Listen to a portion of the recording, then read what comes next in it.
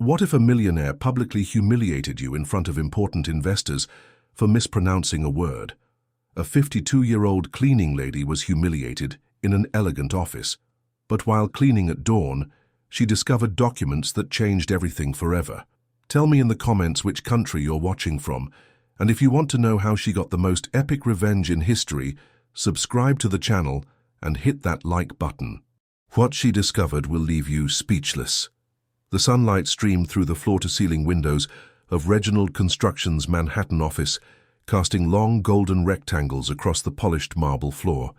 The brightness created a stark contrast with the shadows that seemed to follow Cordelia Bennett as she approached the conference room, manila folder clutched tightly in her weathered hands. At 52, Cordelia carried herself with a quiet dignity that belied her position in the company. Her salt-and-pepper hair was pulled back in a practical bun, her clothes modest but impeccably clean. Years of struggle had etched fine lines around her eyes, yet they still observed everything with remarkable clarity, a gift that had served her well through decades of invisibility. The conference room buzzed with the important voices of men in expensive suits. British investors with polished accents and calculating eyes sat around the massive oak table, while Mr. Reginald Lancaster III presided at the head, his silver hair perfectly coiffed, his presence commanding attention like a gravitational force. "Ah, finally," he said, checking his Rolex with exaggerated impatience. "The quarterly budget report. Let's not keep our guests waiting any longer." Cordelia approached, her heart hammering against her ribs as she distributed copies of the report she had prepared late into the previous night. The numbers were flawless. She had checked them 3 times, but it was the presentation that terrified her. She had been added to this meeting at the last minute when the financial assistant called in sick.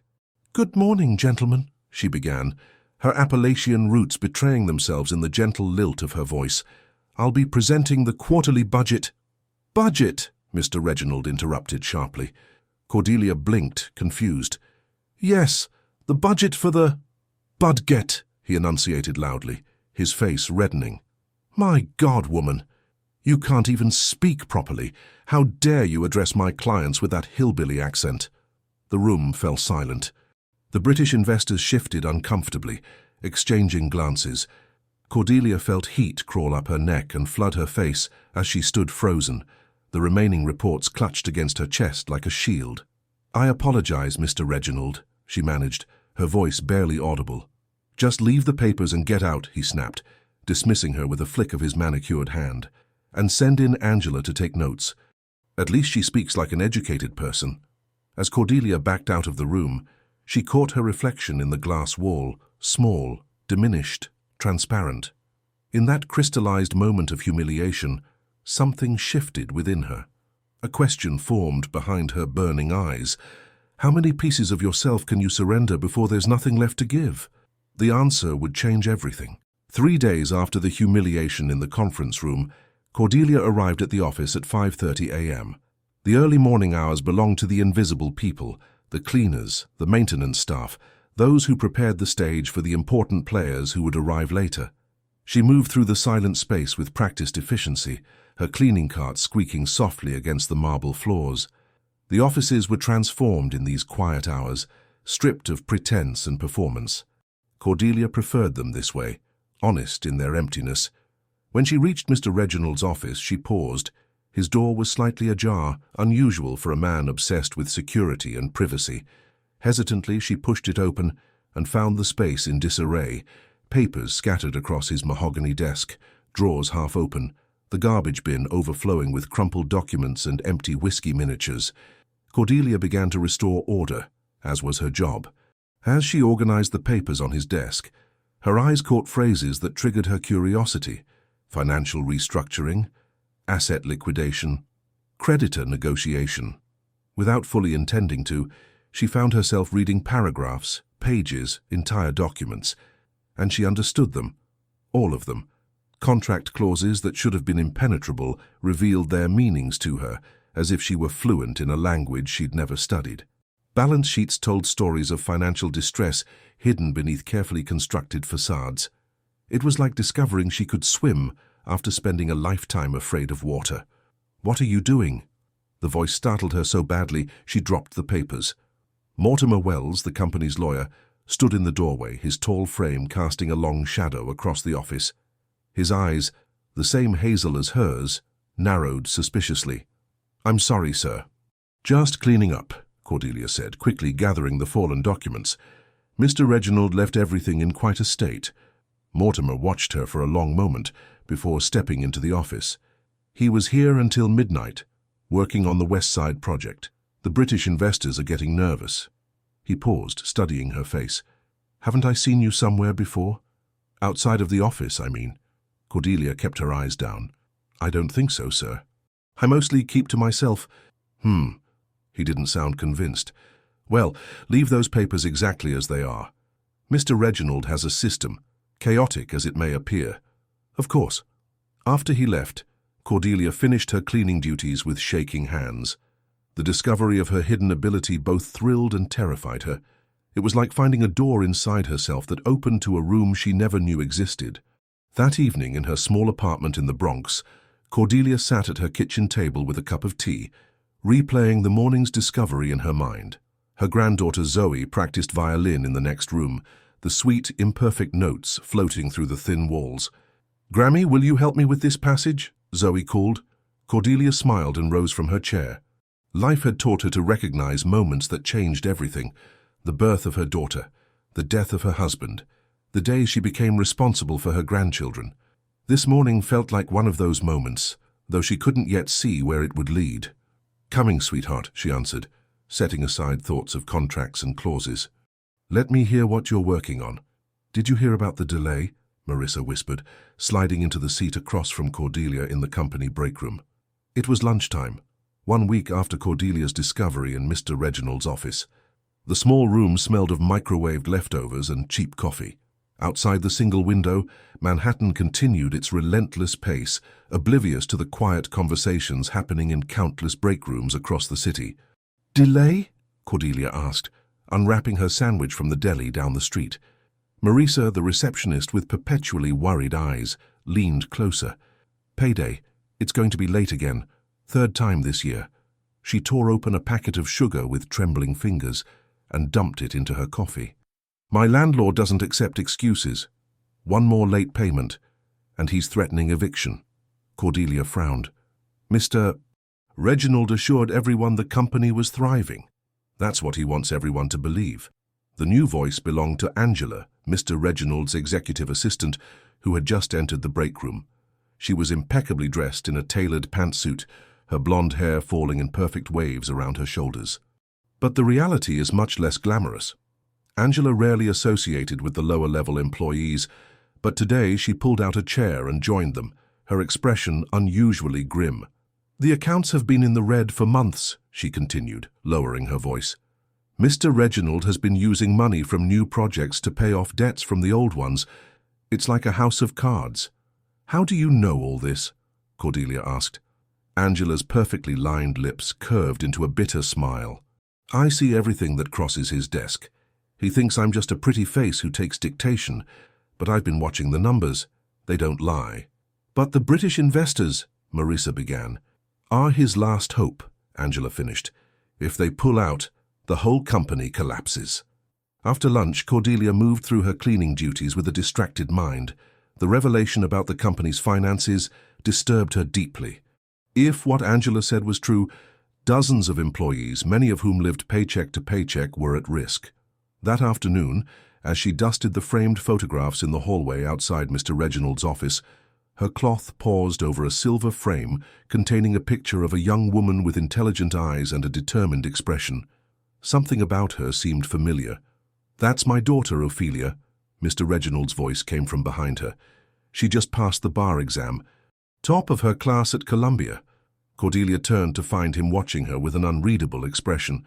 Up close, she noticed the dark circles under his eyes, the slight tremor in his hand as he straightened his tie. "She's beautiful," Cordelia said honestly. "You must be very proud." For a moment, his arrogance fell away, replaced by something softer. "She's the only thing I've done right in this life." Then, as if remembering himself, his expression hardened. "The East Wing conference room needs attention. The investors will be returning tomorrow." As he walked away, Cordelia realized where she had seen the young woman before. 5 years ago, she had worked as a housekeeper for a family in Greenwich, Connecticut. Mr. Reginald's ex-wife. Ophelia had been a law student then, passionate and idealistic, often speaking kindly to Cordelia when others treated her as invisible. The connection was a delicate thread, but in Cordelia's experience, such threads often formed the strongest webs when woven together. That night, as she helped her grandson with his math homework, Cordelia found herself wondering about the complicated web of relationships and secrets that seemed to be unraveling around her. For someone who had spent her life trying not to be noticed, she suddenly found herself at the center of something much larger than herself. "Grammy, how do you know when an equation is balanced?" her grandson asked, pencil tapping against his textbook. Cordelia looked at the numbers on the page, thinking about Angela's words. "The numbers don't lie. When both sides equal the same amount," she answered, the words feeling significant beyond the math problem. "When there's justice in the equation." 2 weeks later, Cordelia found herself standing outside a Brooklyn brownstone in the fading light of a spring evening. The address had been scribbled on a post-it note by Angela. 7 p.m. 1542 Bergen Street. Come if you want to help. She hesitated on the steps, questioning her decision. Involvement meant risk, and risk was something she had carefully avoided most of her life. Yet the memory of Marissa's worried eyes, of other employees whispering about overdue rent and medical bills, propelled her forward. The door opened to reveal a cozy living room, filled with familiar faces. Angela, Marissa, 2 men from the maintenance department, the security guard who always saved her a donut, and several others she recognized from the company. 12 people in total, all wearing expressions that mirrored her own uncertainty. "Cordelia, you came," Angela said, genuinely surprised. "I wasn't sure you would." "I'm not sure why I did," Cordelia admitted, removing her coat. "Because you see things others don't," Angela replied, "and right now we need those eyes." The meeting was both illuminating and alarming. Angela had compiled evidence of the company's financial mismanagement, delayed payments, shuffled accounts, questionable tax practices. Others shared stories of personal hardship caused by the unreliable paychecks. "We need to take action," said Miguel, a project manager with 20 years at the company. "File a complaint with the Labor Department." "And then what?" countered James from accounting. "We all lose our jobs when the company goes under? Some of us have families to support." "We're already losing," Angela argued. "Every day this continues, we lose more." The debate continued, voices rising and falling like waves against a shore. Cordelia listened silently, absorbing every word, every perspective. When everyone had spoken, all eyes turned to her, as if her silence had somehow made her opinion more valuable. "Why are you looking at me?" she asked, uncomfortable with the attention. "Because you've been there the longest," Angela said. 15 years, right? You've seen the company at its best and its worst." Cordelia hadn't realized anyone had been counting her years of service. She cleared her throat, choosing her words carefully. "I think we need more information before we can make a decision," she said finally. "We need to understand exactly what's happening and why, and we need leverage, something that gives us a voice that can't be ignored." "And how do we get that?" James asked skeptically. Cordelia thought of the papers in Mr. Reginald's office, of her strange ability to understand them. "I might have an idea, but I'll need help." The next morning, Cordelia arrived at work with a new sense of purpose. The invisibility that had once felt like a burden now became her greatest asset. Who noticed the cleaning woman entering offices early, staying late, observing conversations, studying documents that crossed her path? That afternoon, she was dusting the conference room when Mr. Reginald entered with Mortimer Wells. They were arguing, unaware of her presence. "The investors want additional guarantees," Mortimer was saying, his voice tense. "They're not satisfied with the current arrangement." "Then create new arrangements," Mr. Reginald snapped. "That's what I pay you for, isn't it? To make things look proper on paper. There are limits to what I can do legally." "Don't talk to me about limits." Mr. Reginald slammed his fist on the table, causing Cordelia to flinch. Both men turned, noticing her for the first time. "What are you doing here?" Mr. Reginald demanded. "Just cleaning, sir," Cordelia murmured, eyes downcast. "I can come back later." "No, stay," Mortimer said unexpectedly. "We're finished here anyway." He gathered his papers, giving Mr. Reginald a cold look. "Think about what I said, Reginald. Some lines shouldn't be crossed. After they left, Cordelia continued her work, her mind racing.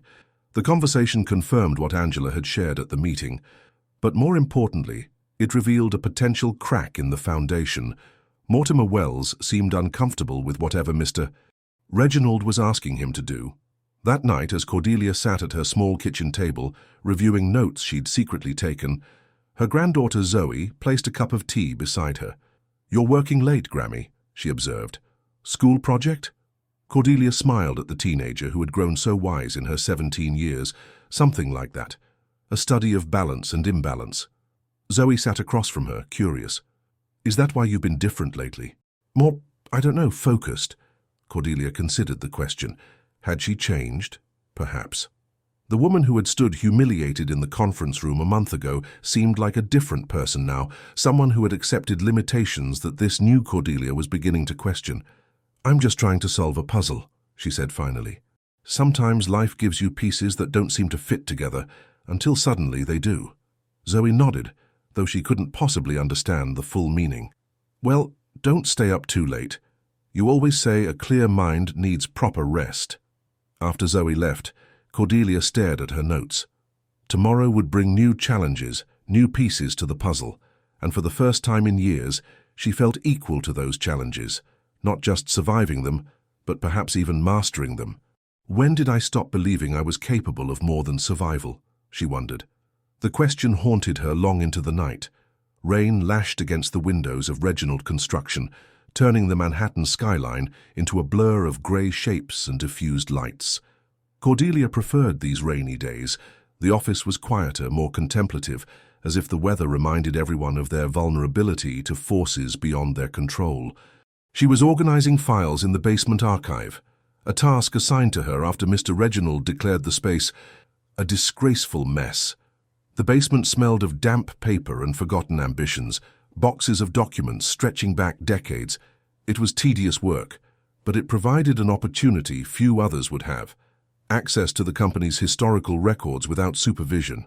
The sound of footsteps on the stairs made her look up. A young woman appeared, shaking raindrops from her umbrella. Cordelia recognized her immediately. Ophelia Lancaster, Mr. Reginald's daughter, the girl from the photograph. "Hello," Ophelia said, smiling warmly. "You must be Cordelia. My father mentioned someone was organizing this chaos." "Yes, Miss Lancaster," Cordelia replied, rising from her crouched position beside a box of contracts. "Please, call me Ophelia," she insisted, approaching with an extended hand. "I don't stand on ceremony, especially not with someone I've met before." Cordelia hesitated before accepting the handshake. "You remember me?" "Of course. You worked for my mother in Greenwich. You were always kind to me during a difficult time." Ophelia surveyed the basement. "I'm looking for some old family documents. Dad mentioned they might be stored down here." "What kind of documents?" "Anything related to the founding of the company. I'm trying to understand its original purpose." She laughed softly. "Dad thinks I'm being sentimental, but it's more than that." As they searched through boxes together, an unexpected camaraderie developed. Ophelia spoke candidly about her legal work, her desire to build something meaningful rather than simply profitable. Cordelia found herself responding with a level of honesty that surprised her. "Your father was upset with me recently," she admitted. "I mispronounced a word during an important meeting." Ophelia's expression darkened. "That sounds like him, perfect appearance above all else." She pulled a folder from a box, flipping through its contents. "He wasn't always like that, you know. The financial pressures changed him." "The company is struggling?" Cordelia asked, feigning innocence. Ophelia glanced up, studying Cordelia's face. "You already know that, don't you? You see things others miss." The directness of the observation made Cordelia pause. "I notice patterns," she said carefully. "So do I." Ophelia closed the folder. "And I've noticed that the employees who make this company function are suffering while my father tries to maintain a fiction of success." She lowered her voice. "I've also noticed a group of them meeting regularly to discuss the situation." Cordelia felt a chill. "How do you know about that?" "Angela told me. We've known each other since college." Ophelia's eyes were intense, determined. "I want to help Cordelia, not just with words, but with action." "Why?" "He's your father." "And I love him," Ophelia acknowledged. But love doesn't mean enabling destruction. The company my grandfather built was meant to create, to build. Now it's collapsing under the weight of my father's pride and desperation. She took a deep breath. Sometimes the greatest act of love is intervention. Later that evening, Cordelia introduced Ophelia to the group at the Brooklyn brownstone. The initial response was skepticism. Could they trust the boss's daughter? But Ophelia quickly proved her commitment, bringing legal insights and resources they desperately needed. The delayed payments violate labor laws, she explained, spreading documents across the coffee table. But that's just the beginning. I suspect there are tax irregularities as well. We need concrete evidence, James insisted. Suspicions aren't enough. I might have found something, Cordelia said quietly. All eyes turned to her as she pulled several photocopied pages from her bag. These are from the West Side project contracts. Notice the discrepancies in the reported costs versus the actual expenditures. Angela examined the pages with widening eyes. This is fraud. Clear and documented. How did you understand these documents? Miguel asked, impressed. They're complex legal jargon. Cordelia shrugged, uncomfortable with the attention. I just see patterns. She's being modest, Ophelia said. Cordelia has an exceptional mind for contracts and numbers. She turned to Cordelia with curious eyes. Though I wonder where you developed those skills. The question hung in the air, forcing Cordelia to confront a truth she had buried long ago. Her hands trembled slightly as she reached for her cup of tea. I studied accounting, she admitted finally. Many years ago at Brooklyn College. I never practiced. Why not? Marissa asked. Cordelia stared into her cup, seeing reflections of a younger self, with dreams that had seemed attainable until they weren't. Life happened, responsibilities. And eventually I convinced myself it wasn't meant for me. The room fell silent, each person perhaps reflecting on their own abandoned dreams, the compromises made in the name of survival. Well, Ophelia said firmly, breaking the silence, it seems life is offering you another chance to use those skills, and we need them desperately. As the meeting concluded, Cordelia felt a seismic shift in her understanding of herself and her place in the world.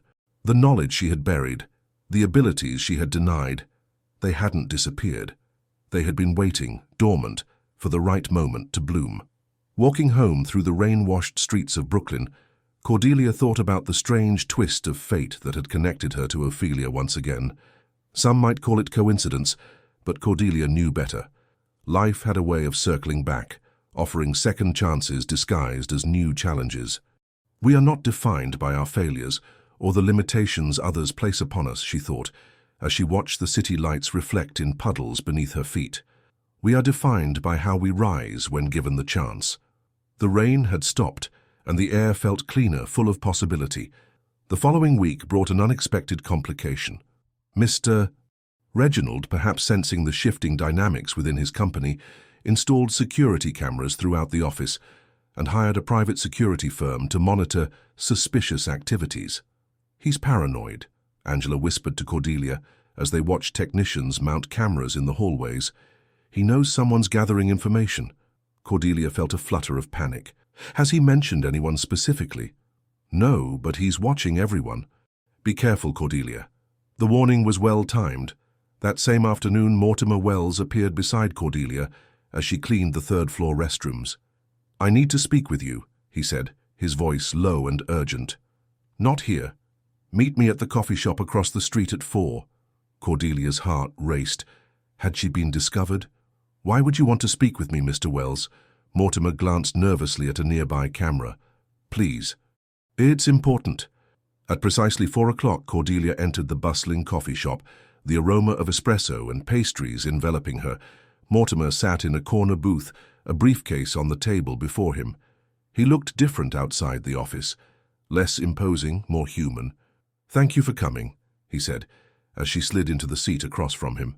I've been wanting to approach you for weeks, but the office isn't safe for confidential conversations anymore.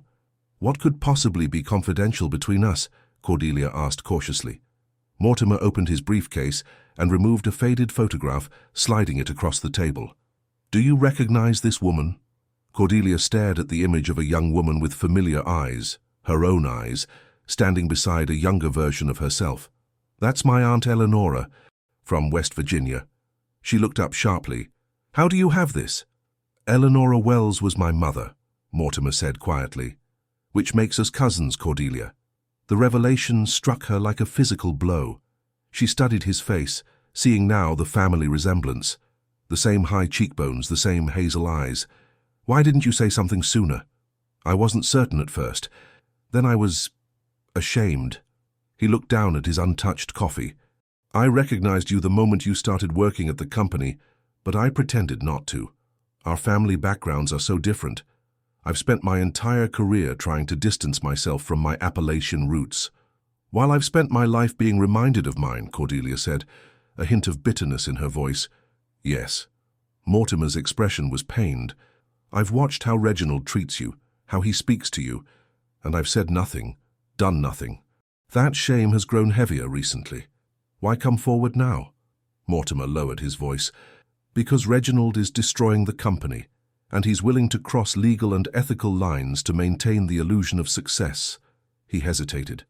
And because I know you and others are gathering evidence against him. Cordelia kept her expression neutral. That's a serious accusation. Don't deny it, Mortimer said, not unkindly. I've noticed the copied documents, the whispered conversations. I know you understand what you're seeing in those contracts, far better than a cleaning woman should. And now you're going to report me to Mr. Reginald? No. Mortimer leaned forward. I want to help you. I've enabled Reginald's questionable practices for too long, looking the other way when I should have stood firm. My practice in Dumbo is failing, and I've compromised my ethics to keep it afloat. His eyes were earnest. This is my chance to make things right. Cordelia studied him, weighing his sincerity against potential deception. Why should I trust you? Because we're family, he said simply, and because I have information you need. Documents that prove systematic fraud and labor violations.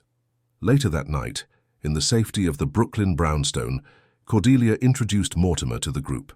The initial reception was cold, suspicious. He's Reginald's lawyer, James objected. This could be a trap. He's also my cousin, Cordelia countered, the word still strange on her tongue, and he's brought evidence we couldn't have obtained otherwise.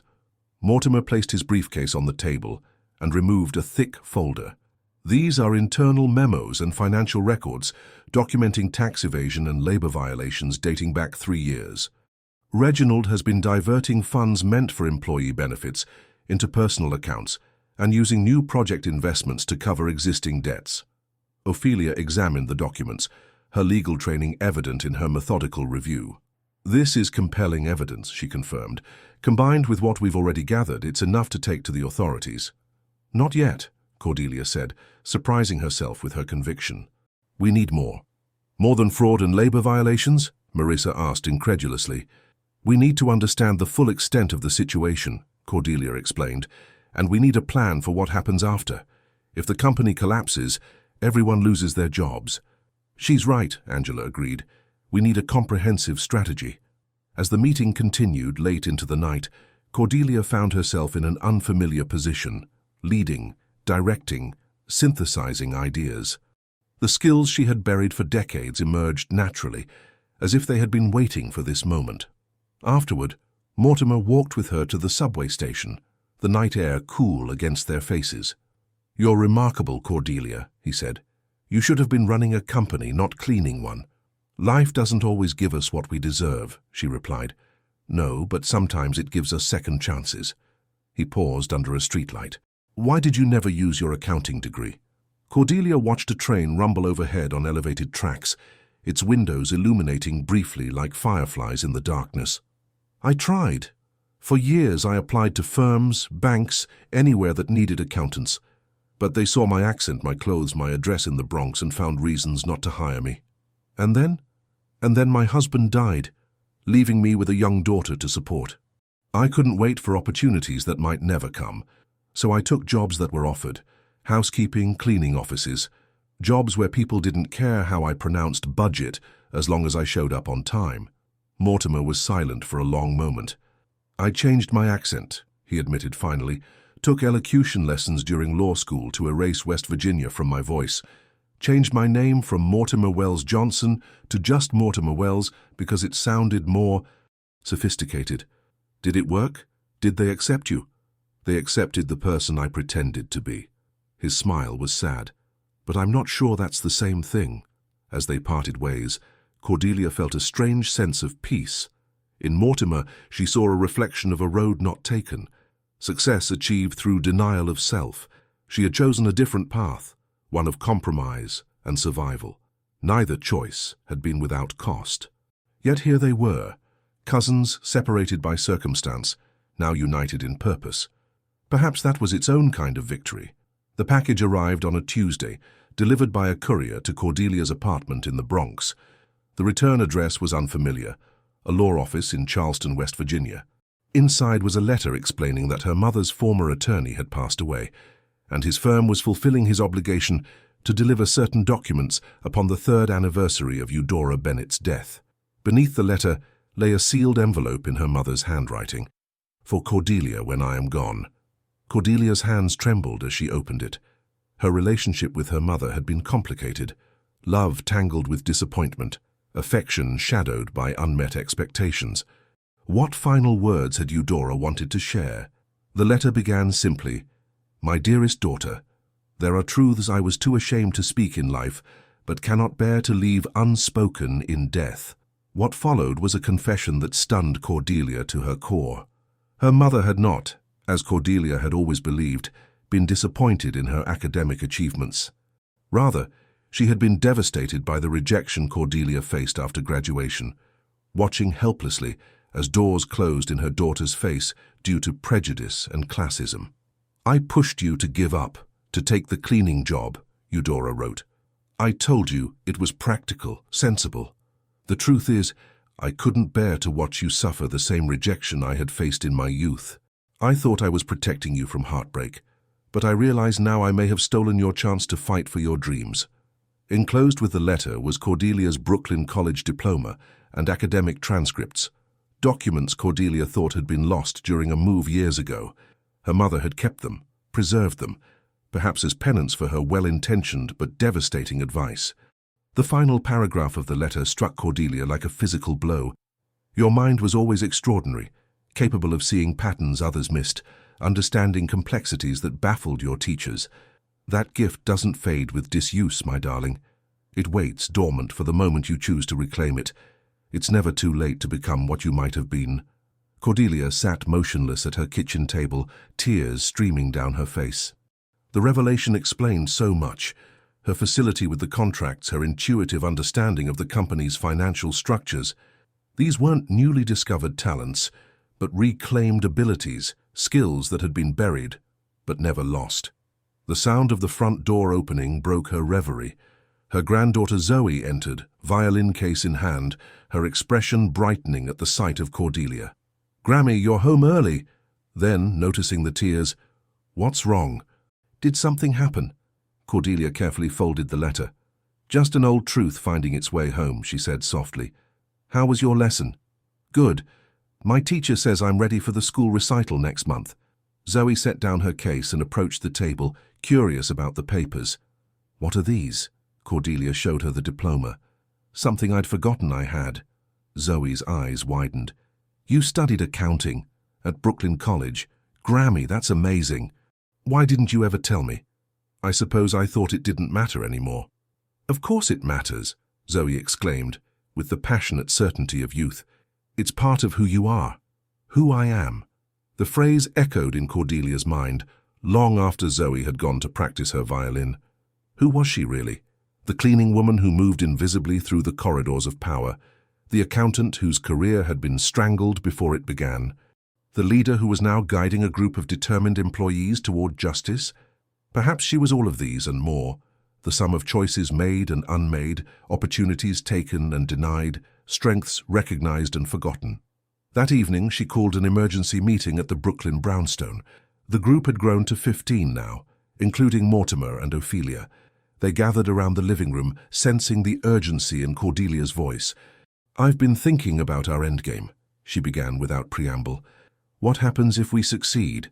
If Mr. Reginald faces legal consequences and the company falters, what becomes of the jobs, the projects, the clients who depend on Reginald Construction?"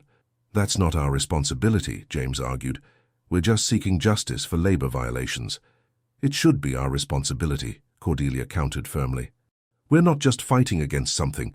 We should be fighting for something better. She outlined a vision that had been forming in her mind since receiving her mother's letter, a restructuring of the company under employee ownership, with transparent management and equitable profit sharing. It was ambitious, perhaps even radical, but as she spoke, she saw the spark of possibility ignite in the eyes around her. It would require significant legal maneuvering, Mortimer said thoughtfully, but with the evidence of fraud, there might be a path forward. And capital, Angela added. We'd need investors who believe in this vision. I might be able to help with that, Ophelia said. I have connections in the ethical investment community who are looking for exactly this kind of opportunity. The discussion continued late into the night, the plan taking shape with each contribution. When they finally dispersed, Cordelia felt a sense of purpose unlike anything she had experienced before. This was no longer just about exposing wrongdoing. It was about creating something better from the ashes. As she rode the subway home, clutching her mother's letter in her pocket, Cordelia reflected on the strange journey that had brought her to this moment. The humiliation in the conference room, once so painful, now seemed like a necessary catalyst, the spark that had ignited a dormant fire within her. It's never too late to become what you might have been, her mother had written. Those words, penned by a dying woman filled with regret and hope, had crossed time and space to find Cordelia at precisely the moment she needed them most. The subway car rattled through the darkness beneath the city, carrying her toward a future she was now actively shaping rather than passively accepting. For the first time in decades, Cordelia felt not just alive, but awakened. The first signs of summer had arrived in New York City, bringing humid air and the promise of thunderstorms. Cordelia moved through the office with heightened awareness, conscious of the cameras tracking her movements, the watchful eyes of the security personnel Mr. Reginald had hired. Their group had been working diligently for weeks, gathering evidence, developing their strategy. The momentum was building toward decisive action when an unexpected obstacle appeared. Mr. Reginald would like to see you in his office, Angela told Cordelia one afternoon, her expression concerned. Right away. Cordelia's heart hammered against her ribs as she made her way to the executive suite. Had they been discovered? Was this the end of everything they'd worked for? Mr. Reginald sat behind his massive desk, looking uncharacteristically disheveled. His silver hair was slightly mussed, his tie loosened, dark circles prominent beneath his eyes. He gestured for Cordelia to sit, which was itself unusual. He had never before invited her to be seated in his presence. Cordelia, he began, then cleared his throat. You've been with the company for 15 years, correct? Yes, sir. 15 years.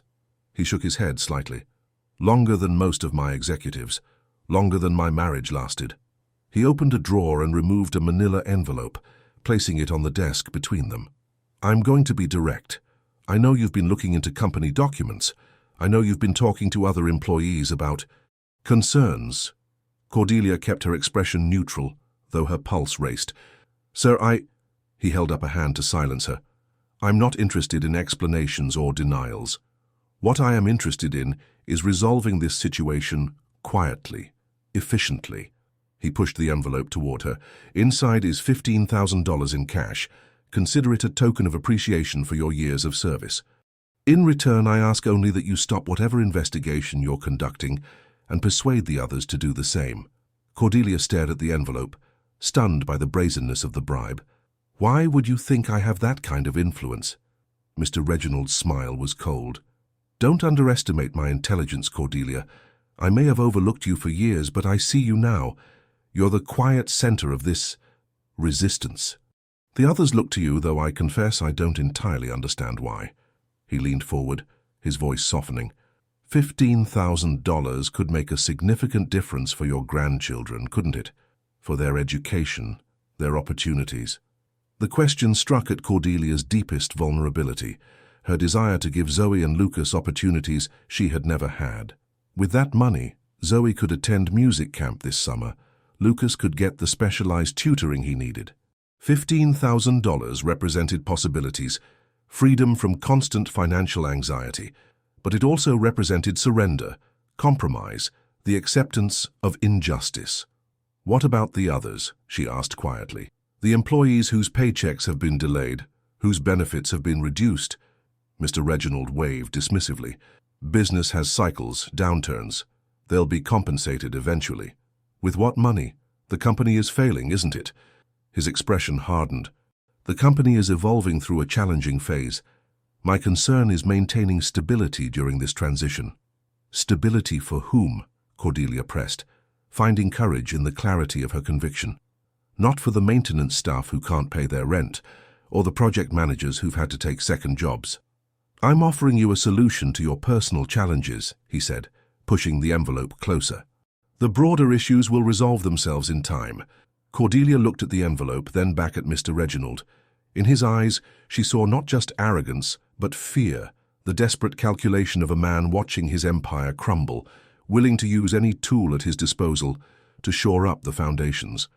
Slowly, deliberately, she rose from her chair, leaving the envelope untouched on the desk.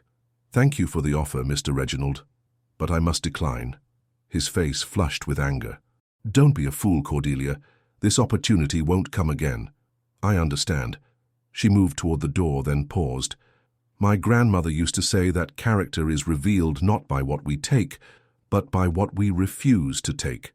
I never fully understood that until now. That evening, as rain pelted against the windows of the Brooklyn brownstone, Cordelia recounted the meeting to the group. Their reactions ranged from outrage to concern. He's desperate, Mortimer observed. Offering bribes means he knows his position is vulnerable. It also means he sees you as a threat, Ophelia added, looking at Cordelia with new respect. He wouldn't offer that kind of money if he didn't believe you could cause significant damage. $15,000, Marissa whispered, shaking her head. I can't believe you turned it down. Cordelia thought of her grandchildren, of the opportunities that money could have provided. It wasn't my money to take, she said simply. It belonged to all of you, to everyone who's worked for less than they deserve. Later that night, as she prepared for bed in her small apartment, doubts crept in. Had she been foolish to reject the offer? What if their plan failed? What if they lost everything, their jobs, their security, their hope for justice? She sat at her kitchen table, rain tapping against the window like impatient fingers, and opened her mother's letter again. Your mind was always extraordinary. That gift doesn't fade with disuse, my darling. It waits dormant for the moment you choose to reclaim it. The words steadied her, reminding her of the strength she had rediscovered in herself, the purpose that now guided her actions. The money would have solved immediate problems, but at the cost of something far more precious, her reclaimed sense of agency, her belief in the possibility of justice. As she folded the letter and prepared for bed, Cordelia felt a curious sense of peace. She had made her choice, not out of naivete, but out of a clear-eyed assessment of what truly mattered. The path ahead remained uncertain, fraught with obstacles, but she would walk it with integrity, surrounded by allies who shared her vision. The rain continued through the night, washing the city clean, preparing it for whatever tomorrow would bring. July brought a heatwave that settled over New York City like a heavy blanket, making the air shimmer above the concrete and asphalt. Inside Reginald Construction, the atmosphere was equally oppressive, tense, charged with unspoken conflicts and growing desperation. The final pieces of their investigation were falling into place. Through careful coordination, they had documented systematic fraud, tax evasion, and labor violations. The evidence was compelling, overwhelming. They were nearly ready to take action. And then disaster struck. It began with James from accounting. He failed to appear at work one Monday, his desk conspicuously empty.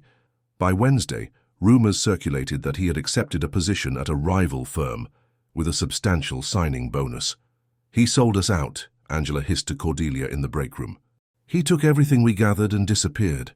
Before Cordelia could respond, her phone buzzed with a text from Marissa. Meeting cancelled. MW office compromised. Destroy documents.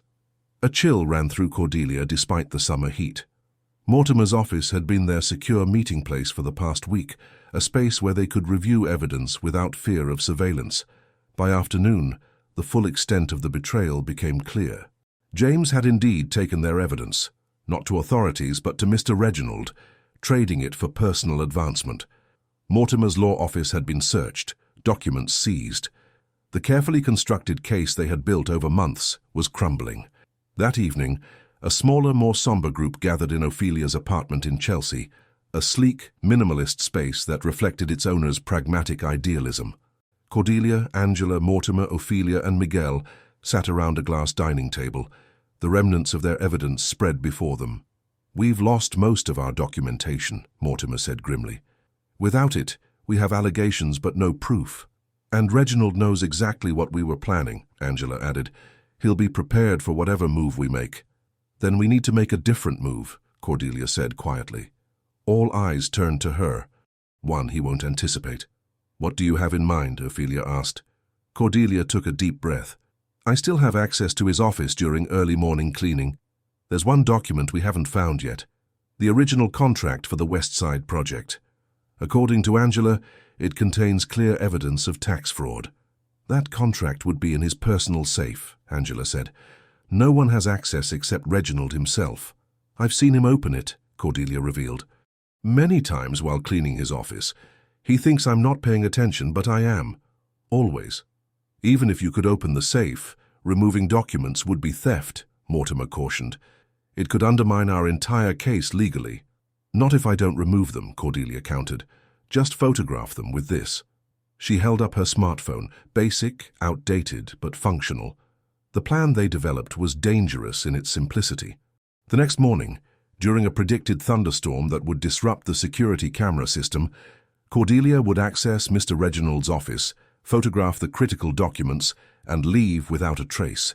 The digital evidence would be sent immediately to multiple secure locations. As Cordelia prepared to leave, Ophelia took her aside. "This is a significant risk," she said softly. "If you're caught—" "I know," Cordelia acknowledged, "but sometimes the greatest risk is doing nothing. My father will be ruthless if he discovers you. I'm counting on him not seeing me, just as he hasn't truly seen me for 15 years. The next morning arrived with the promised storm, rain lashing against the windows of Reginald Construction, as thunder rumbled through the canyons of Manhattan. Cordelia arrived at 5 a.m., earlier than usual, her cleaning cart loaded with supplies and her heart pounding with determination. The security guard, accustomed to her presence, barely glanced up from his magazine as she signed in. The elevator carried her to the executive floor, empty and silent in the pre-dawn darkness. Lightning flashed, briefly illuminating the corridor as she approached Mr. Reginald's office. Inside, the space felt different, charged with possibility and danger. Cordelia moved with practiced efficiency, appearing to clean while carefully observing the safe behind the painting of the Manhattan skyline. The combination was embedded in her memory from countless mornings of watching Mr. Reginald's movements. With trembling fingers, she swung the painting aside and entered the numbers, 10, 24, 68. The safe clicked open, revealing folders neatly labeled and organized. The West Side project contract was exactly where she expected it to be.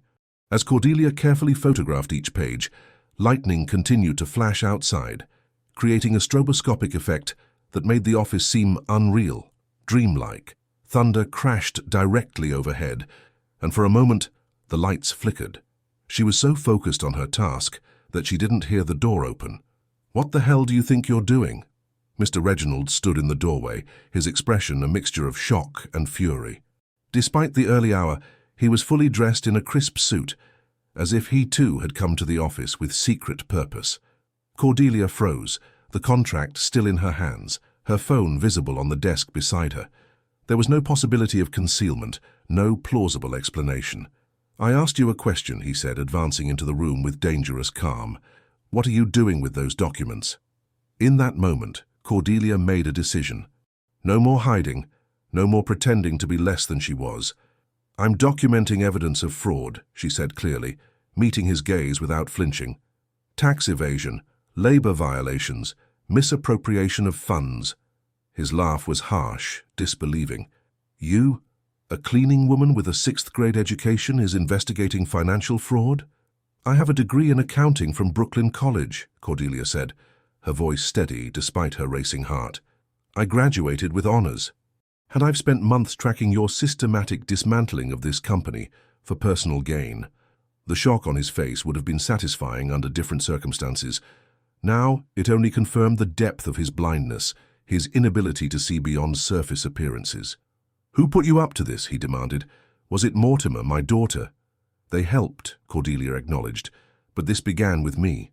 With how you treated me and others like me, as if we were invisible, dispensable." Mr. Reginald's expression hardened. "You're fired, immediately, and I'll make sure you never work in this city again." He reached for the phone on his desk. "After I called security to have you escorted out and arrested for theft." "Go ahead," Cordelia said calmly. "Call them. And while you're at it, you might want to call your lawyer.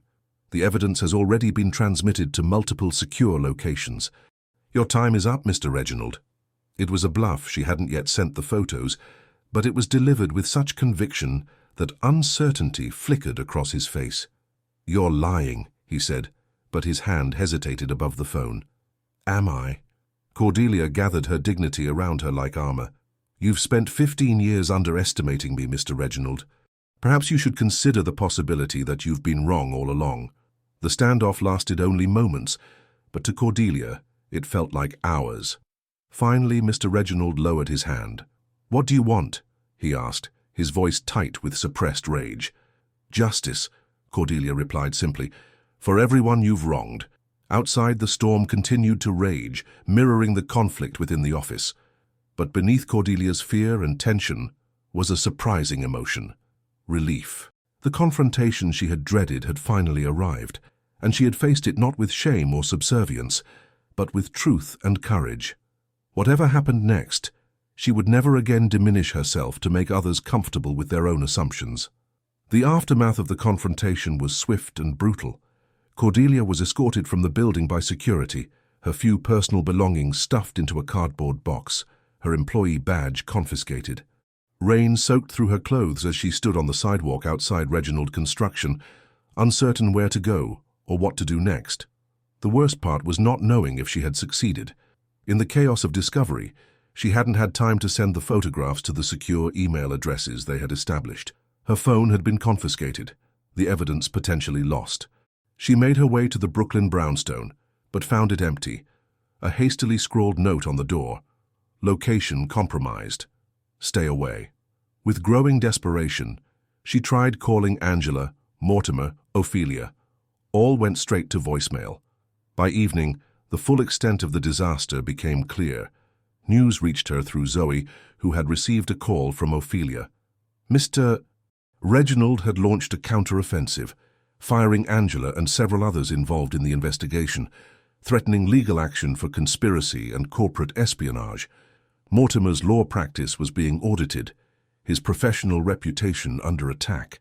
"Ophelia says to lay low," Zoe reported anxiously. "Mr. Reginald is looking for you. He's frozen all company accounts and is claiming you attempted to blackmail him." Cordelia sat at her kitchen table, the weight of responsibility crushing her. She had initiated this challenge to power, drawn others into it with her conviction and determination. Now they were all paying the price for her failed gambit. "What are you going to do, Grammy?" Zoe asked, her young face lined with worry beyond her years. Cordelia had no answer. For the first time since this journey began, she felt utterly lost, adrift without direction or purpose.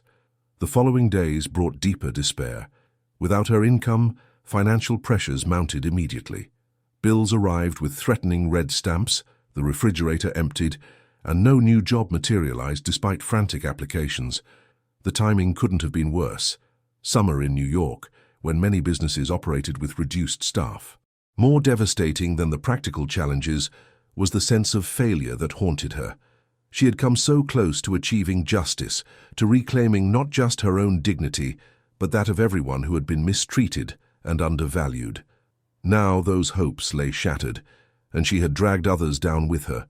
A week after her dismissal, Cordelia sat alone in her apartment, the summer heat suffocating. Without air conditioning, she could no longer afford to run. The television murmured in the background, unwatched, while she stared at her mother's letter, reading words that now seemed like cruel mockery. "It's never too late to become what you might have been." A knock at the door startled her. She opened it to find Ophelia standing in the hallway, her elegant appearance incongruous in the modest apartment building. "May I come in?" she asked quietly. Cordelia stepped aside, embarrassed by the sparse furnishings, the visible signs of financial strain. "I thought you were avoiding contact with everyone involved." "I was," Ophelia acknowledged, declining the offered seat, "until I understood what my father was doing, not just to you but to everyone associated with the company." "I've ruined everything," Cordelia said, the admission painful but necessary. "Your relationship with your father, Mortimer's practice, Angela's career—" "No," Ophelia interrupted firmly. "My father is responsible for his own actions, and this isn't over, Cordelia." She reached into her handbag and removed a familiar phone, Cordelia's smartphone, confiscated during her dismissal. "How did you get that?" "I have my ways," Ophelia said, with a hint of her old determination. "The security team gave it to my father. He hadn't examined it yet, too busy with damage control. I convinced him I would handle it." She handed the phone to Cordelia. "The photos are still there." Hope flickered, fragile but persistent. "Even if we have the evidence, what can we do now?" "Mr. Reginald is prepared for legal challenges. He's already spinning a narrative of conspiracy against him." "That's why we need to change tactics," Ophelia said. "We've been trying to fight this battle in the shadows, gathering evidence secretly. But my father thrives in darkness, manipulating facts and perceptions. We need to bring everything into the light." She outlined a bold plan, not just legal action through proper channels, but a public campaign revealing the truth about Reginald Construction's practices. Employees would speak on record about delayed payments and reduced benefits. The press would receive documentation of tax fraud and misappropriation. Investors would learn how their money had been mismanaged. "It's risky," Ophelia admitted. "My father will fight back with everything he has, but he can't silence everyone." After she left, Cordelia sat with the phone in her hands, considering their options. The plan was audacious, potentially devastating to everyone involved, yet continuing to hide, to accept defeat, seemed equally unbearable. That night, she dreamed of her mother, not the frail woman of her final years, but the strong, clear-eyed woman of her childhood, who had taught her that dignity was not bestowed by others, but claimed for oneself. In the dream, they stood together on a hillside in West Virginia, looking over the valley where generations of their family had lived, worked, struggled, and persevered. "I'm afraid," Cordelia admitted to the dream figure of her mother. "So of course you are," her mother replied with characteristic directness. "Fear is the cost of doing anything worthwhile. The question is whether what you're fighting for matters more than the fear." Cordelia awoke with the question echoing in her mind. Does what I'm fighting for matter more than the fear?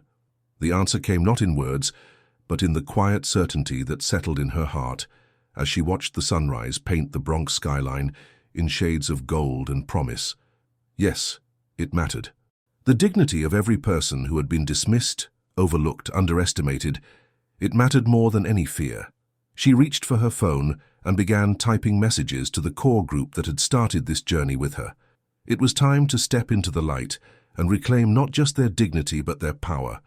August arrived with relentless heat and a letter that would change everything. It came from a small law firm in the Catskill Mountains, addressed to Cordelia Bennett in formal, precise language. Re-estate of Eleanor Richards. Dear Ms. Bennett, we regret to inform you of the passing of your Aunt Eleanor Richards on July 12th. As the executor of her estate, it is my duty to notify you that you have been named as the sole beneficiary in her will. The inheritance includes a cabin property in Hunter, New York, and a modest savings account. Please contact our office at your earliest convenience to discuss the details of your inheritance. Cordelia stared at the letter in disbelief.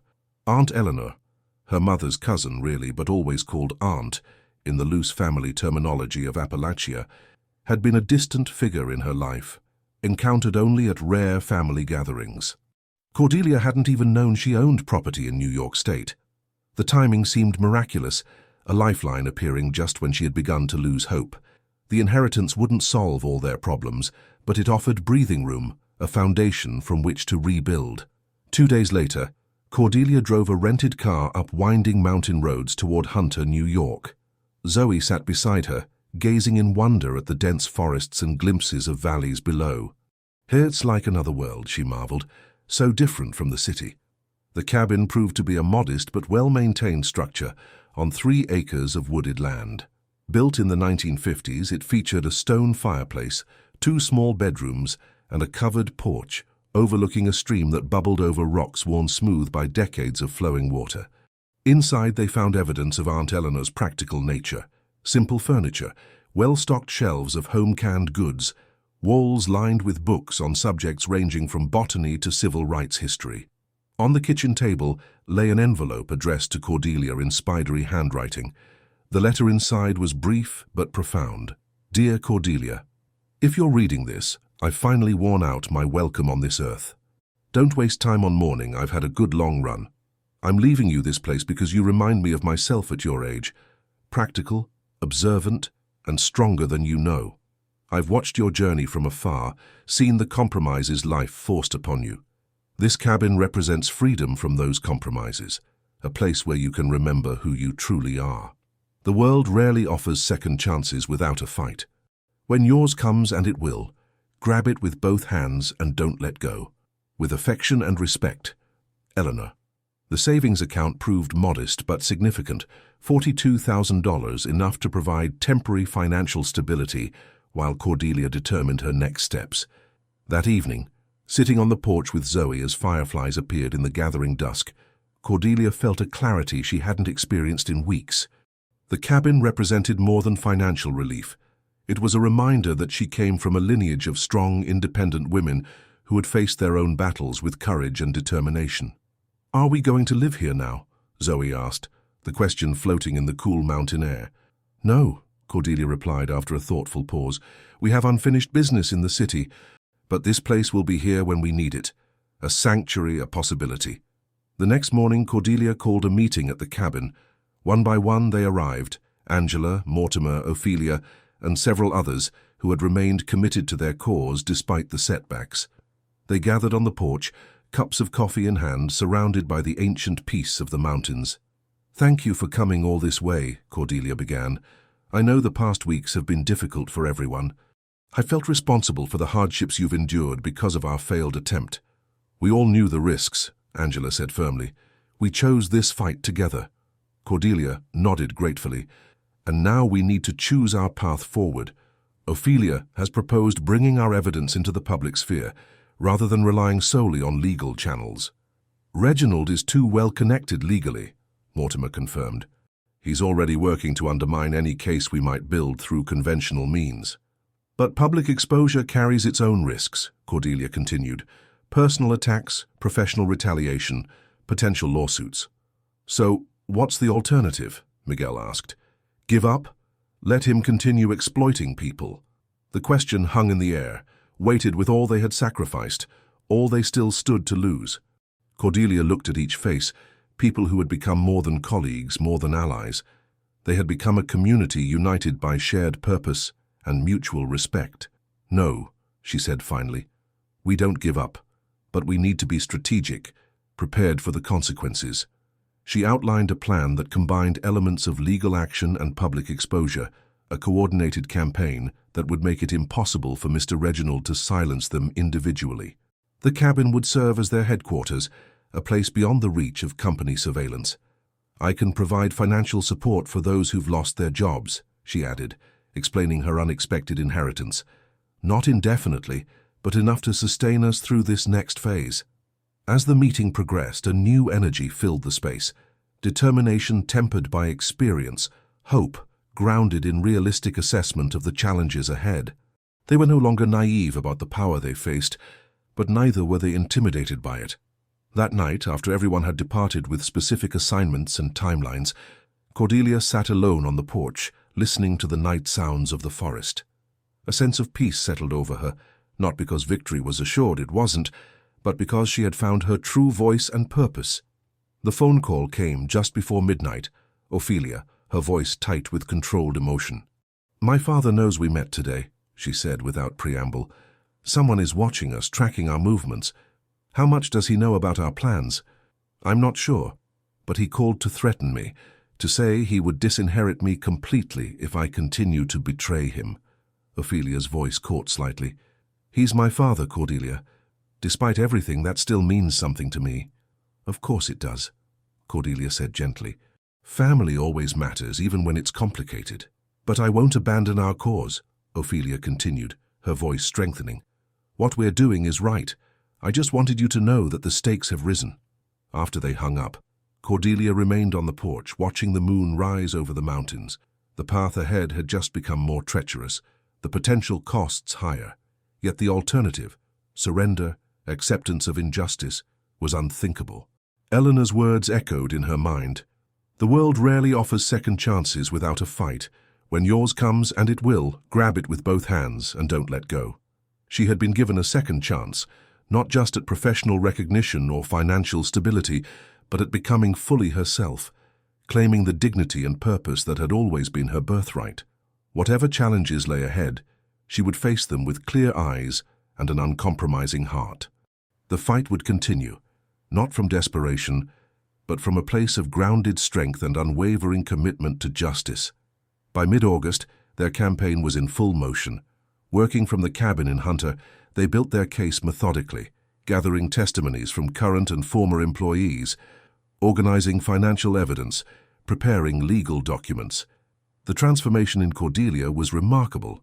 The woman who had once moved invisibly through the corridors of power now directed a complex operation with confidence and clarity.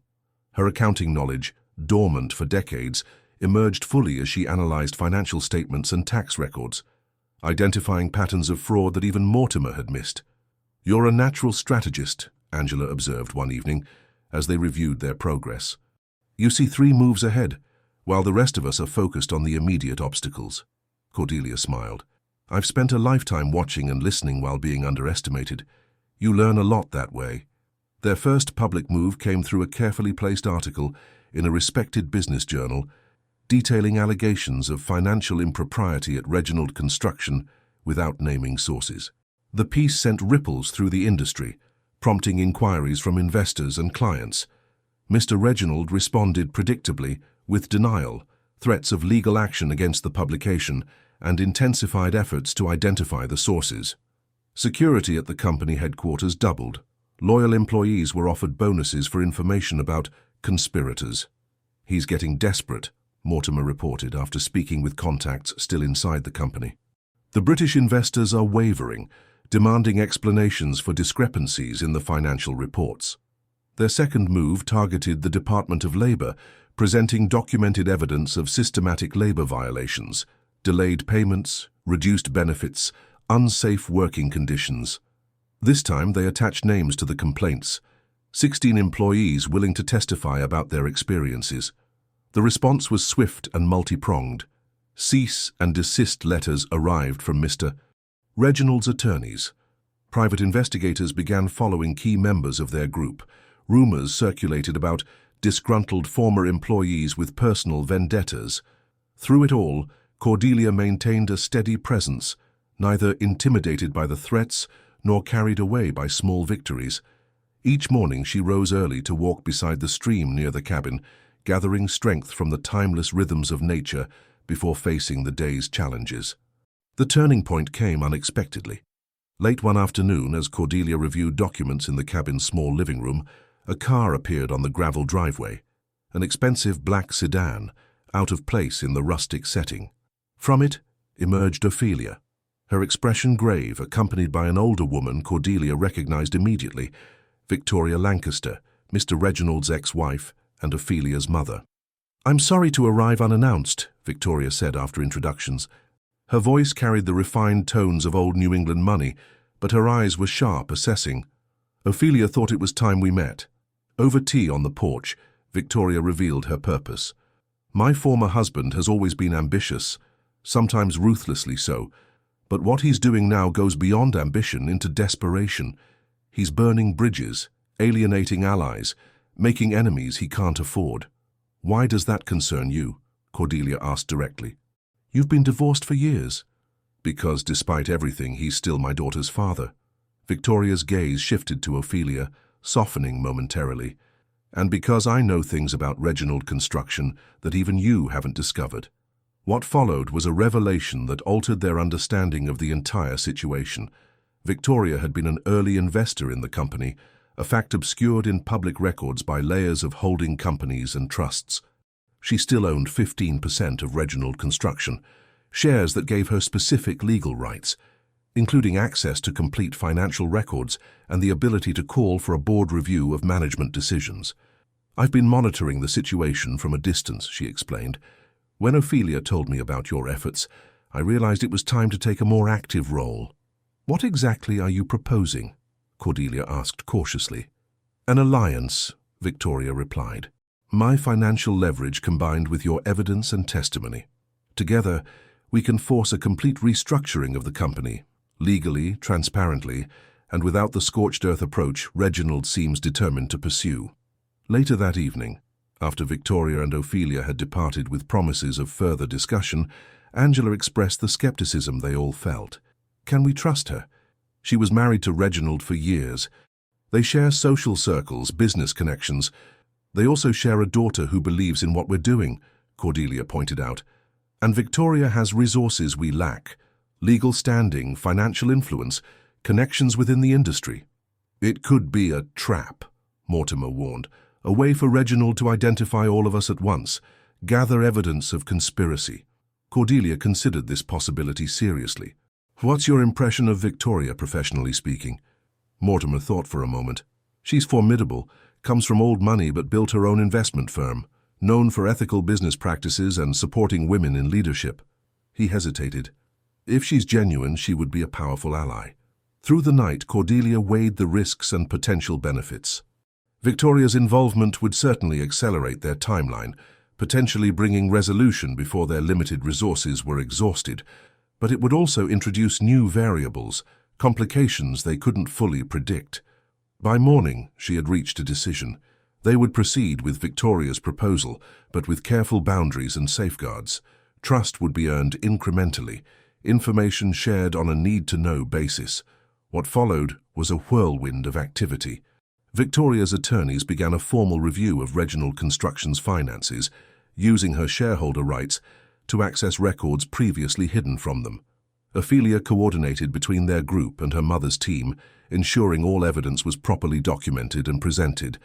The pressure on Mr. Reginald intensified from multiple directions: legal challenges, investor inquiries, media scrutiny.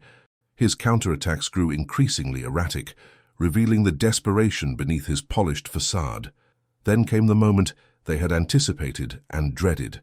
Mr. Reginald's attorneys reached out to Cordelia directly, requesting a private meeting to discuss resolution of all outstanding issues. The implication was clear. A settlement offer was coming, an attempt to buy her silence and end the campaign against him. "It's a crucial decision," Mortimer advised as they discussed the invitation. "Meeting with him gives us an opportunity to assess his position, possibly negotiate terms, but it also exposes you to manipulation, even intimidation." "He wouldn't dare try anything with lawyers present," Angela argued. "Wouldn't he?" Cordelia questioned softly. "He's a man watching his life's work crumble." People in that position sometimes make desperate choices. In the end, she agreed to the meeting, but with conditions: neutral location, witnesses present, and a clear agenda focused on structural changes to the company rather than personal settlements. As the date approached, Cordelia spent hours preparing, anticipating arguments, rehearsing responses. Yet beneath the practical preparations was a deeper process, an emotional reckoning with the journey that had brought her to this moment of confrontation. The night before the meeting, she stood on the cabin porch, watching stars emerge above the mountains. Zoe joined her, wrapping a blanket around both their shoulders against the growing autumn chill. "Are you scared about tomorrow?" the teenager asked, perceptive as always. "Not scared," Cordelia reflected, aware of the stakes. "For everyone involved. I'm proud of you," Zoe said simply, "no matter what happens." The words touched something deep in Cordelia's heart, a recognition that whatever the outcome of tomorrow's meeting, she had already achieved a victory more significant than any legal or financial resolution. She had reclaimed her voice, her purpose, her dignity. She had become a model for her granddaughter of what courage and integrity looked like in action. "Thank you, sweetheart," she said, hugging Zoe close. "That means everything to me." Together they watched the stars brighten against the darkening sky, a reminder that some things remained constant even in times of profound change and uncertainty. The meeting was set for 10 a.m. at a neutral location, a conference room in a midtown law firm, unaffiliated with either party. Cordelia arrived 30 minutes early, accompanied by Mortimer, Victoria, and 2 attorneys from Victoria's legal team. They settled into one side of the massive oak table, arranging documents with methodical precision. At precisely 10 a.m., the door opened to admit Mr. Reginald, flanked by his attorneys and financial advisors. He looked diminished somehow, his suit still impeccable, his posture rigid with pride, but his eyes betrayed exhaustion and strain. For a moment, his gaze locked with Cordelia's across the polished expanse of the table, recognition and resentment mingling in equal measure. "Miss Bennet," he acknowledged with cold formality, so different from the dismissive tone he had used for 15 years. "I see you've assembled quite a team." "As have you, Mr. Reginald," she replied evenly. The preliminary discussions were handled by the attorneys, establishing ground rules, defining the scope of the conversation, clarifying that this meeting constituted neither admission of wrongdoing nor waiver of legal rights by either party. Finally, Mr. Reginald leaned forward, addressing Cordelia directly. "Let's dispense with the legal niceties for a moment. What exactly do you want from me, Miss Bennet? Money? Public apology? My resignation?" The question hung in the air, revealing his fundamental misunderstanding of her motivation. He still believed this was about personal grievance, about revenge, or financial gain. "This isn't about what I want from you," Cordelia said carefully. "It's about what's owed to the people who built your company. Fair compensation, safe working conditions, professional respect. And it's about the future of Reginald Construction itself." She slid a document across the table, not a list of demands, but a comprehensive restructuring plan. It outlined a transition to employee ownership, transparent management practices, equitable profit sharing, and restoration of full benefits and fair wages. "This is absurd," Mr. Reginald scoffed after scanning the document. "You're proposing I simply hand over control of my company to the employees." "Your company is effectively insolvent," Victoria interjected coolly. "The British investors have withdrawn support. 3 major clients have suspended contracts pending investigation of fraud allegations. The alternative to this restructuring plan is bankruptcy and potential criminal charges." Mr. Reginald's face flushed with anger. "And you're supporting this coup, Victoria? After everything we built together?" "I'm protecting what's left of our legacy," she replied, "and our daughter's future. Ophelia believes in this plan, in the vision it represents. So do I."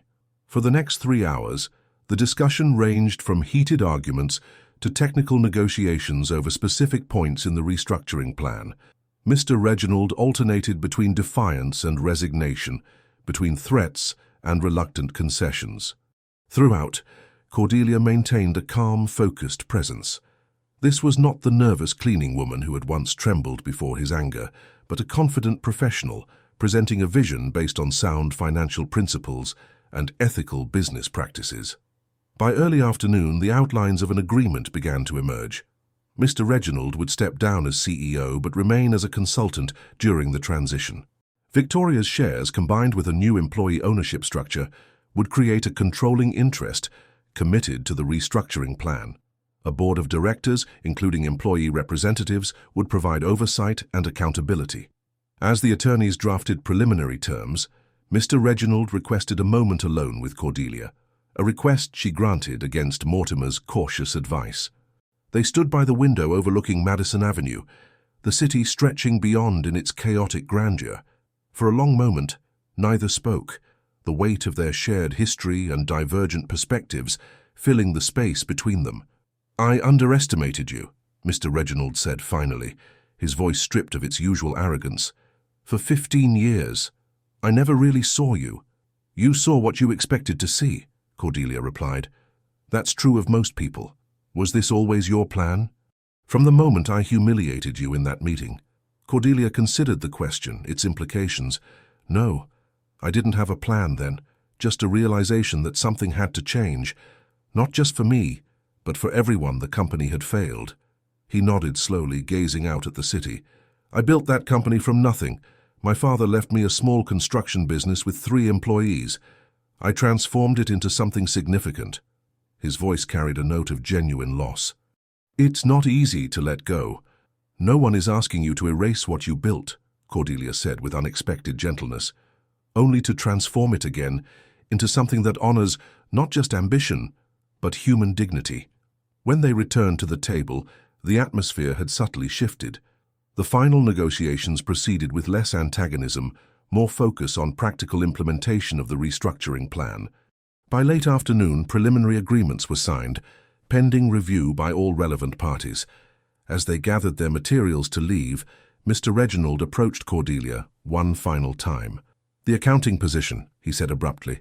"The one outlined in the restructuring plan. I assume you'll be taking it." "If the board approves, yes."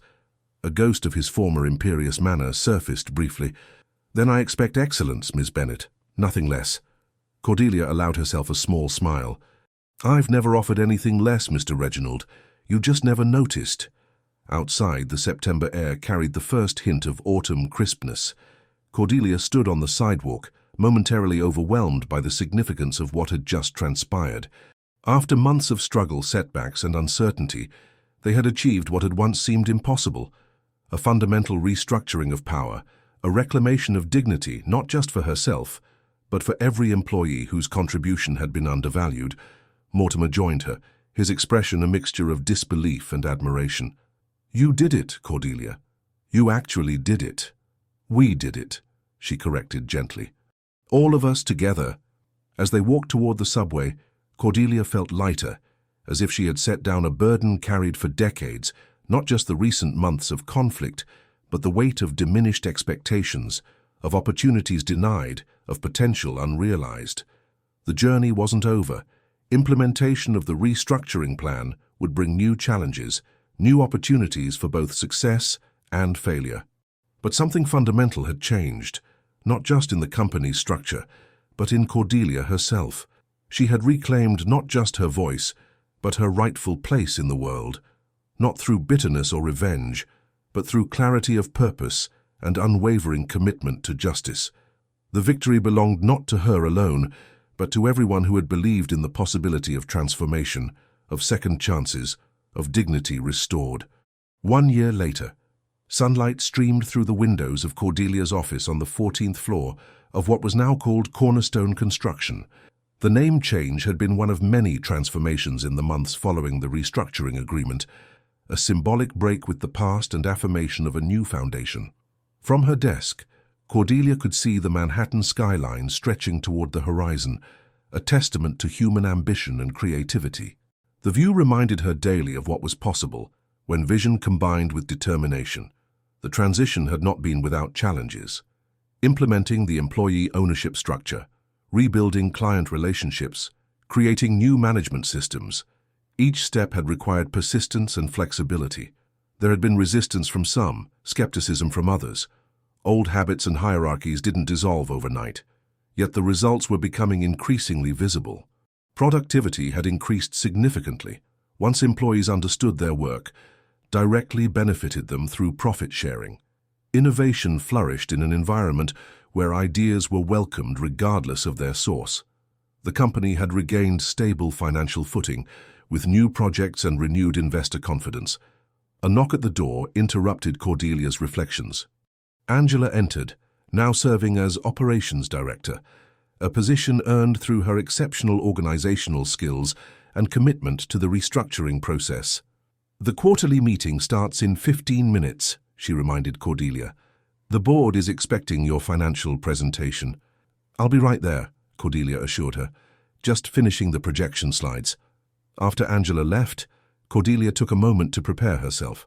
These quarterly meetings, gathering the board of directors, department heads, and employee representatives, were central to the company's new transparency principles.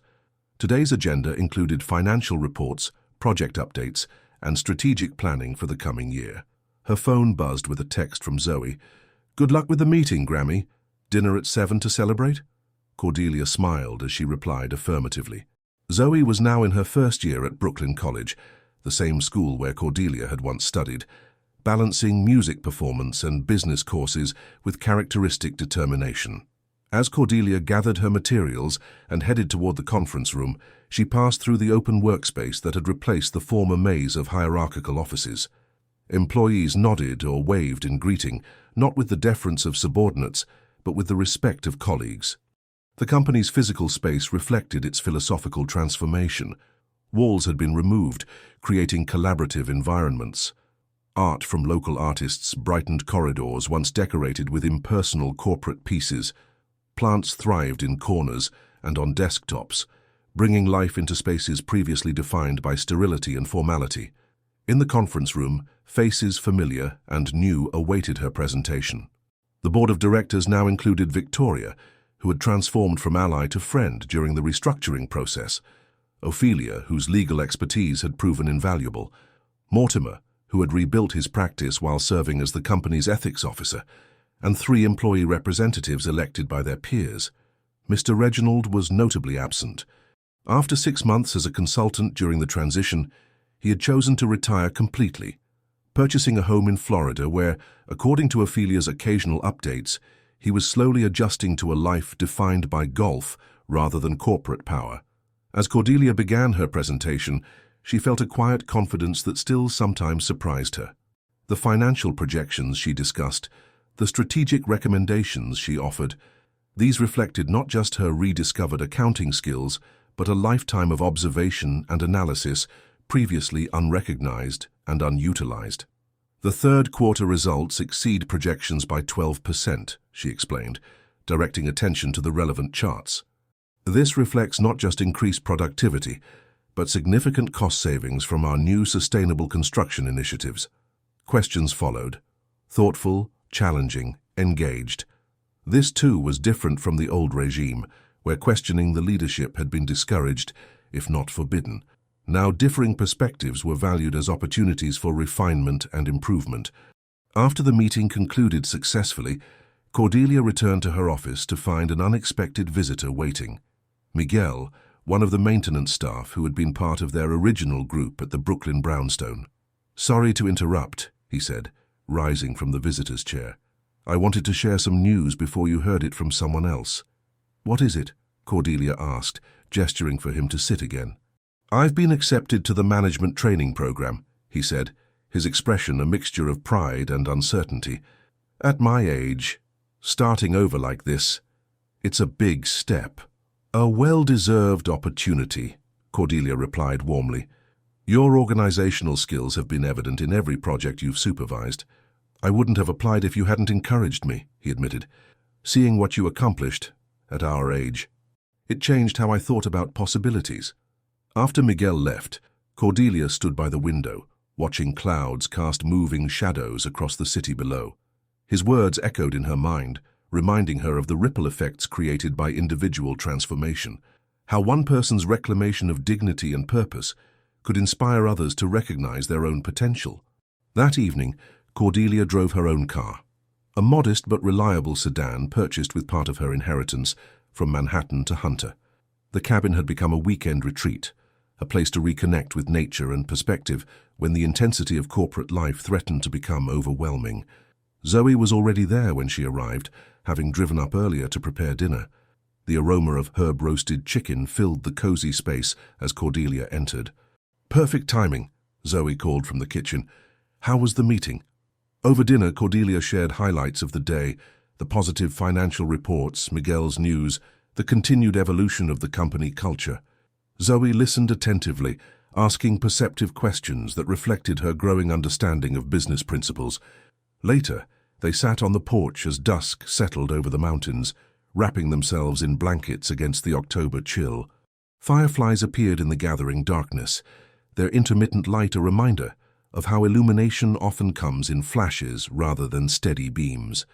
"I've been thinking about what to do after graduation," Zoe said after a comfortable silence. "I'm considering applying for the management training program at Cornerstone." Cordelia looked at her granddaughter with surprise. "I thought you were planning on music performance." "I am, but I can do both," Zoe replied with the confidence of youth. "The company supports work-life balance now, remember? That was part of your restructuring plan." Cordelia smiled, recognizing in Zoe's determination echoes of her own rediscovered ambition. "You're right. The old limitations don't apply anymore." As night deepened around them, stars emerged above the mountains, constant yet ever-changing, like the principles that had guided Cordelia through her unexpected journey of transformation. She thought about the path that had brought her here, From the moment of humiliation in the conference room to this peaceful evening with her granddaughter, from invisibility to recognition, from acceptance of limitations to creation of new possibilities. The journey had not been about revenge or even justice in the narrow sense. It had been about reclamation, of dignity, of potential, of the right to contribute one's full self to the world.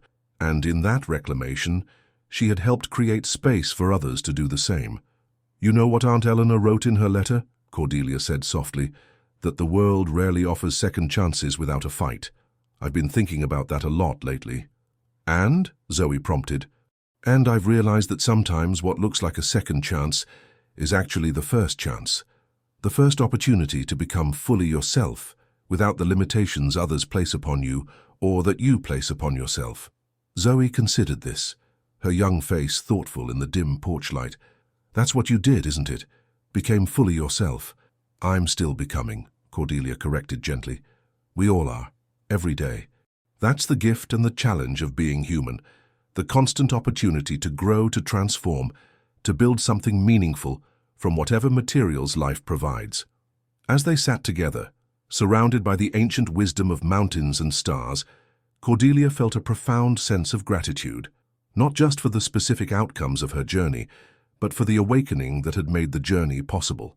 She had moved from being defined by others to defining herself, from accepting limitations to creating possibilities. In the process, she had become not just an accountant or a company leader, but an architect of change, designing spaces where dignity and potential could flourish, not just for herself but for everyone whose life she touched. And that, perhaps, was the most meaningful transformation of all.